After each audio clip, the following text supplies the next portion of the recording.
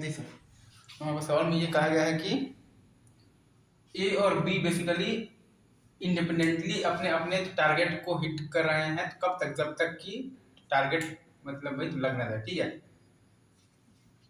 उनका अलग अलग प्रोबेबिलिटी दिया हुआ है, मारने का दिया हुआ है 3/5 और 5/7, ठीक है। अब हमें बताना है प्रोबेबिलिटी कि बी को ज्यादा शॉट्स लगेंगे ए से, ठीक है। हम पहले निकालेंगे कि ए हिट्स, ठीक है सर, एंड बी डजंट, सही, डजंट हिट, ये तो है सही। तो इसका प्रोबेबिलिटी आएगा आपके पास 3/5 इंटू आएगा आपके पास 2/7, ये आएगा आपके पास 6/35, ये सही है, ये सही है। अब अपन लिखेंगे कि ए एंड बी तो बोथ में से, ये सही है, ये ट्रू। इसका प्रोबेबिलिटी आएगा आपके पास 2/5 इंटू 2/7, ये सही है।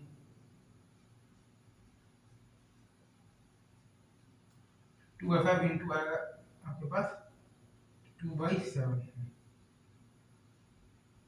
ये आएगा आपके पास 4/35, ये सही है।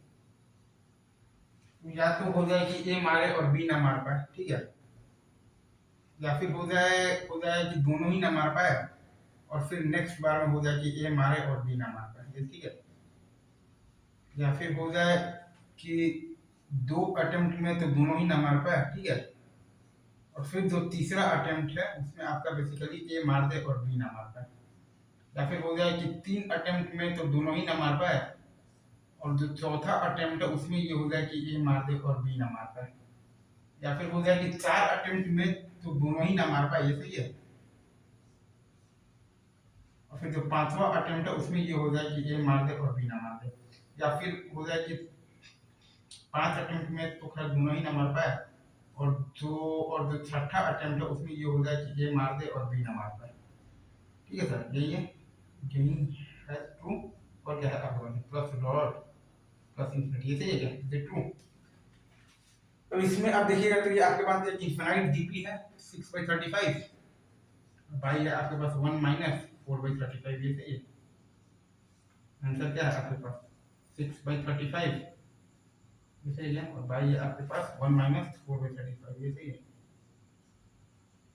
तो आप इसको जब सॉल्व करेंगे तो आपके पास आंसर में आपके पास क्या आ जाएगा 6/35 और यह है आपके पास 31/35, यह है आपके पास 6/35, 31/35, ये सही है। यह है आपके पास 6/31, इज इट ट्रू। आपके पास क्या आएगा 6/31 आएगा, सही है। रखते हैं, बाकी आएगा। आई गेस आप ये कॉन्सेप्ट समझ गए होंगे। इनफाइनाइट जीपी ही बनाना रहता है, और इनफाइनाइट जीपी का सम आप जानते ही हैं, a/1 - r होता है। Thank you, love you.